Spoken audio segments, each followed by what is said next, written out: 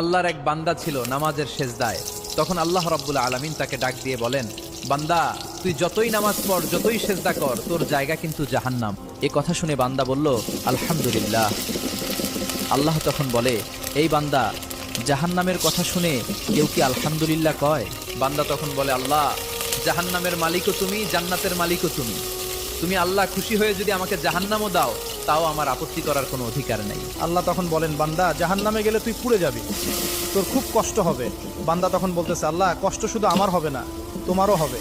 আল্লাহ তখন বলতেছেন, বান্দা বান্দা তুই পুড়বি জাহান্নামের আগুনে, আমার কষ্ট হবে কেন?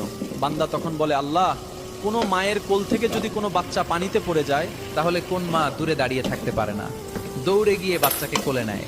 আমার বিশ্বাস ওই মায়ের চেয়ে কোটি কোটি গুণ দয়া তোমার বেশি। আমাকে জাহান্নাম দিলে তুমিও আল্লাহ শান্তি পাবে না। আল্লাহ তখন বলে, বান্দা, এই দলিল তুই কই পাইলি? বান্দা তখন বলে, আল্লাহ, আমাদের জাতির পিতা ইব্রাহিম আলাইহিসসালাম তোমার প্রেম মুখে নিয়ে যখন নমরুদের আগুনে পড়ে গেল, তার আগেই তুমি বলে দিলে, আগুন, তুমি ঠান্ডা শীতল হয়ে যাও।